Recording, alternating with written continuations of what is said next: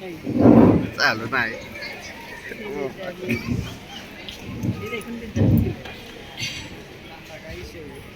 बाई बाई बाई बाई बाई भारूड माहित आहे का कुणाला? बोला की माऊली, जरा तरी बोला. कंप्लेंटच गप्प. मला सांगा, एखाद्या चोरानं जर तुम्हाला पकडलं तर असं हाक मारशीला का शेजारच्याला? अरे महाद्या इकडे ये, असं हाक मारशीला का? जोरात ओरडशीला, अरे महाद्या इकडे ये. म्हणून जरा जोरात हाक मारा, हाय का नाही? भारूड एकनाथ महाराजांनी लिहिलेलं भारूड.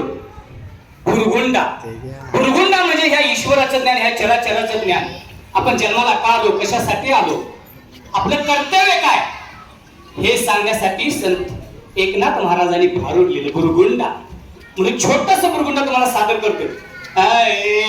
बय तुला भुरगुंडा होईल ग. काय बघतोय दादा, बक्का बक्का. बाई कधी बघितली नाही व? मग चांगलं पंढरपुरामध्ये पण बघत आलतास की का? ऐका ना माऊली,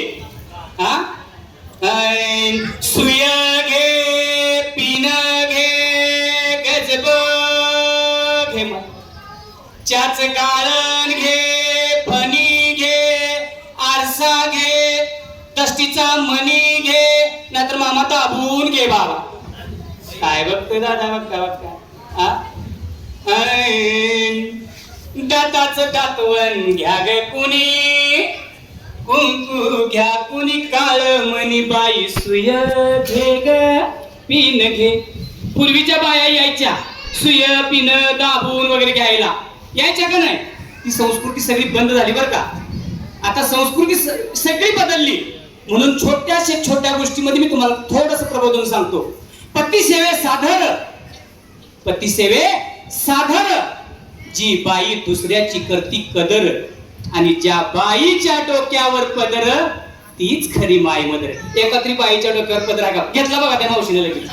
वा वा वा, बरं वाटलं. संस्कृती टिकून आहे आपली अजून, म्हणजे समस्त पदर डोक्यावर घेतलं पाहिजे. काय सांगायचं तुम्हाला सांगू. माझं माझं उगाच मनसी, माझं माझं उगाच मनसी, काही नाही रे नरा तुझं, जिथल्या तीत जासी टाकुनी, हे शरीर सुद्धा हे नाही तुझं. बाबानू, माझं माझं उगाच म्हणत बसलायसा. 20-20, 25-25 लाखाचं बंगलं बांधतासा, 10-10 लाखाचं बाथरूम बांधतासा. कितीही बाथरूम मध्ये गरम पाण्याने आंघोळ करा, एसी मध्ये राहा, कूलर मध्ये राहा, शेवटची आंघोळ कुठं आहे? बोला की माऊली. दारात आहे, लक्षात ठेवा. आवड 5.5-3.5 मीटरचं कापड आणि 2 रुपयाची सुतळी लागती. एवढं जाताना शेवटचं आहे हो. तरीही माणूस व्याप करतो. खरं सांगू का तुम्हाला, आज 90% मुली आपल्या आई वडिलांना सांभाळतात, मुलं सांभाळत नाही. ही वस्तुस्थिती आहे, लक्षात घ्या.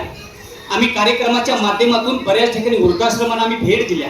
तिथल्या प्रत्येक वृद्धाला आम्ही विचारलं की तुमचा मुलगा काय करतोय. तर तिथल्या प्रत्येक वृद्धानं आम्हाला सांगितलं की माझा मुलगा डॉक्टर आहे, माझा मुलगा इंजिनियर आहे, माझा मुलगा वकील आहे. पण खरं सांगू, तिथं एकाही वृद्धानं आम्हाला असं सांगितलं नाही की माझा मुलगा अडाणी शेतकरी आहे. कारण शेतकऱ्याची मुलं आई वडिलांना अनाथ आश्रममध्ये पाठवत नाही. ही वस्तुस्थिती आहे. मला सांगा तुम्ही, 10-10 लाखाची 20-20 लाखाची गाडी घेऊन फिरतासा, त्याच्यामध्ये कुत्र फिरतासा का नाही? त्याला 5-5-6-6 हजार रुपयाचं महिन्याला कुत्र्याला बिस्किट घालतासा. आणि स्वतःच्या आई वडील एखाद्या कोपऱ्यात फाटलेलं कापड जसं चिंदी फाडून टाकतो ना, तसे आई वडिलांना ठेवता तुम्ही. तुम्ही त्यांना शिव्या द्या, शाप द्या, तुम्ही कसंही वागवा, पण ते तुम्हाला शेवटपर्यंत आशीर्वादच देणार, हे लक्षात ठेवा. पण कुत्र कितीही पाळा, ते शेवट तुम्हाला चावल्याशिवाय राहणार नाही, लक्षात ठेवा. आता लहान मुलांच्यावर सांगतो किंवा मुलांच्यावर सांगतो. वयाच्या 16व्या वर्षी ज्ञानेश्वरी माऊलीने ज्ञानेश्वरी हा ग्रंथ लिहिला. वयाच्या 21व्या वर्षी ज्ञानेश्वरी माऊलीने 9027 ओव्या लिहिल्या. 16व्या वर्षी छत्रपती शिवरायांनी स्वराज्याची स्थापना केली. अवघ्या 16 वर्षी स्वामी विवेकानंदांनी भारत भ्रमण केले. अवघ्या 16 वर्षी छत्रपती स्वराज्याची स्थापना केली. मला सांगा, 16 वर्ष धोक्याचा काय शिकण्याचा? 16 वर्षात ते शिकताय, ते शिकलं पाहिजे, देशभक्ती केली पाहिजे, आई वडिलांची शिव केली पाहिजे, पण आई वडील सुद्धा त्या लायकीचे पाहिजेत. म्हणून शास्त्रकार सांगतात, सुशील मात्र पुण्येन पुत्र पुण्येन बुद्धिवान धार्मिक वंश पुण्येन आत्मपुण्येन भाग्यवान. आईच्या पुण्याने मुलगा सुशील बनतो, वडिलांच्या पुण्याने बुद्धिवान बनतो, कुळात आणि स्वतःच्या पुण्याने कर्तृत्ववान बनतो. आई वडिलाचं पुण्य असावं लागतं, तेव्हा मुलं पारमार्थिक निघतात. अहो वयाच्या 16 वर्षी ज्ञानेश्वरी माऊली ज्ञानेश्वरी हा ग्रंथ लिहिला, पण अलीकडली पोरं 16 वर्ष झाली काय म्हणतात, अहो 16 वरीस धोक्याचं, 16 वरीस धोक्याचं. मला सांगा 16 वर्ष धोक्याचं काय शिकण्याचं?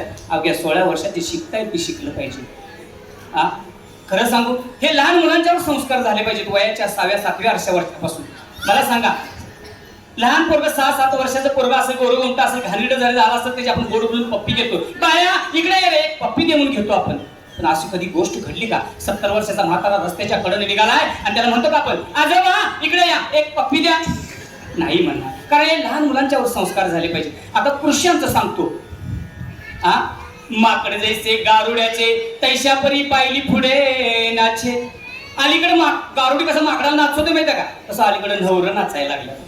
विंचू माहितीये, विंचू एवढाच असतो, पण बघितलं की माणूस पॅन्ट फाटूस तर पळतो का नाही सांगा? अहो तसला विषारी विंचू पाल खाते. म्हणजे पाल किती विषारी असले विचार करा. तसली पाल कोंबडी खाते, म्हणजे कोंबडी किती विषारी असेल. आणि तसली कोंबडी ही मागतो जात 2-2 हंत्यात. म्हणजे माणूस किती विचार असेल, पण तेवढ्यावर भागत नाही, वरणाने नाही त्याने स्नॅक लागतो. लागतो का नाही सांगा?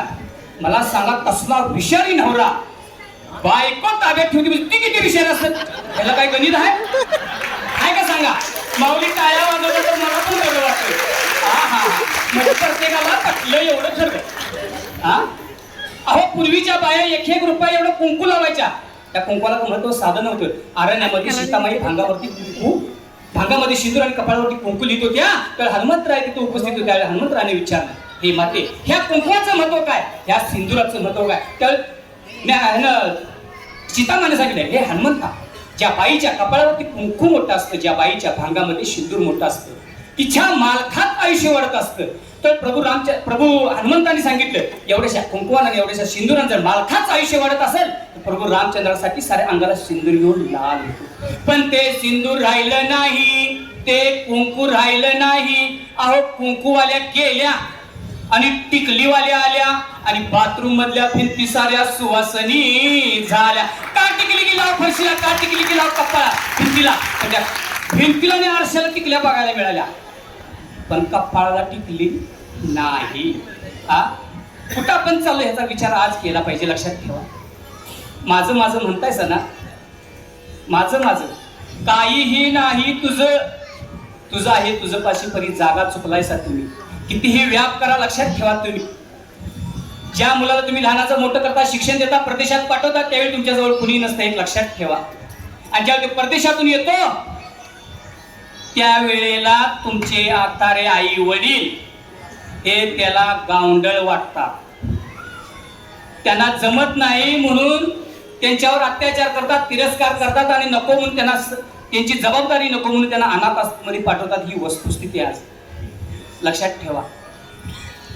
लोक काशी पंढरपूर काय काय देवस्थान करतात. लक्षात घ्या, या पृथ्वी तलावर 108 मोठी पर्यटन स्थान आहेत, 108 तीर्थ आहेत. 108 तीर्थाची एवढी जर फिरत 10 जन्म घेतले तर ते आपल्याला संपणार नाही, हे लक्षात ठेवा. एकटाच तुम्हाला सांगतो तीर्थ करायचं. एकच तीर्थ केले की अख्खल पृथ्वी तलावरचं तीर्थ तुम्हाला प्राप्त होतं, ते म्हणजे समुद्र.